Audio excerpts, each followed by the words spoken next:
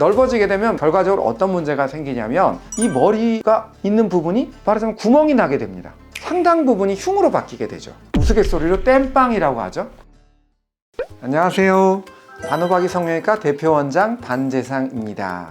자, 오늘은 거상술에 대해서도 좀 알아보고 요즘에 많이 하는 미니 거상에 대해서도 한번 그 차이점을 알아보는 시간을 갖도록 하겠습니다. 사실 거상술이 정말 필요한 분인데 거상술을 하자고 이렇게 얘기를 하면 너무너무들 무서워하세요. 왜 그러냐?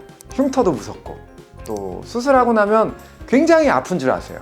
그 다음에 혹시라도 얼굴이 부자연스러워질까봐 걱정들을 하십니다. 그런데 거상술이 그런 수술이 절대 아니라는 거 제가 말씀드리고 싶습니다. 수술은 수술하는 의사마다 방법이 천차만별이고요. 결과도 정말 다릅니다. 그러니까 같은 이름을 가진 수술이라고 A라는 의사 선생님한테 했을 때, B라는 의사 선생님한테 했을 때, C라는 의사 선생님한테 했을 때 같은 수술이 아니라는 거죠. 그 안에는 내용이 다 다르고 또 흉터도 다르고 결과도 다르게 됩니다. 그래서 수술에 대해서도 공부를 해보시는 것도 중요하지만 첫 번째는 그 의사 선생님이 어떤 거상술을 하고 계시는지에 대해서도 공부를 하는 게 좋을 것 같습니다. 오늘은 제가 미니 거상술이라는 그 수술에 대해서 이제 알아보는 시간인데요. 사실 미니 거상이란 말은 존재하지 않습니다. 그런 용어는. 이제 한국은 워낙 성형이 발달하고 굉장히 성형외과 의사들이 많고 훌륭하신 분들이 많기 때문에 여러 가지 수술법을 자꾸 개발하고 그 수술법을 말을 만드는 것 같습니다. 용어를 만드는 가운데 탄생한 게 미니 거상이라는 그런 용어인 것 같고, 미니 거상 그 절개가 굉장히 조그마해요. 말하자면 이제 머리카락 속만 절개를 하는 거죠. 이 바깥으로 나오면 흉이 보일까봐 이 머리카락 속들만 절개를 하는 것 같아요. 물론 아주 좋은 아이디어이고 저도 많이 예전에 해봤던 것 같습니다. 그런데 문제는 뭐냐면 머리카락 속만 절개를 해가지고는 이 먼 이쪽 부분, 이 밑에 부분이나 이런 부분까지는 영향력이 상대적으로 적을 수밖에 없는 거죠. 여기서 피부를 좀 잘라냈다고 이 밑에까지 많이 좋아질 건가? 그러긴 아무래도 어렵겠죠.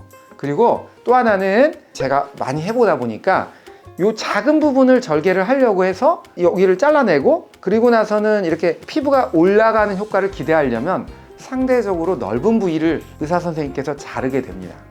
근데 문제는 아주 작은 절개를 통해 넓은 부위를 자르다 보면 상대적으로 여기에 장력이라고 하는 그런 힘이 많이 걸리게 됩니다. 말하자면 꼬맬 때 어거지로 꼬매게 되는 거죠.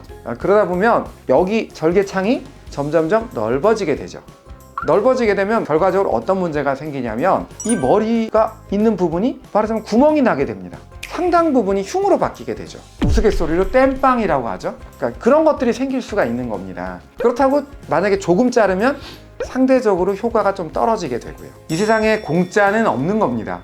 어느 정도 그 대가를 지불해야 된다는 얘기입니다. 미니 거상의 경우는 그만큼 작은 절개를 하기 때문에 그거를 무리하게 또 효과를 내려다 보면 문제가 생길 수 있고, 작은 절개를 통해 수술하다 보면 상대적으로 효과가 떨어진다는 점은 분명히 아시고요. 그거보다는 조금 더 길게 절개를 해서 약간 변형된 방법으로 흉터도 줄이고 또 효과도 늘리는 방법이 있기 때문에 이 머리카락 속만 절개해서 효과를 내려는 그런 미니 거상술에 대해서는 저는 조금 한계가 있고 부정적인 면도 있다는 것을 말씀드리고 싶습니다.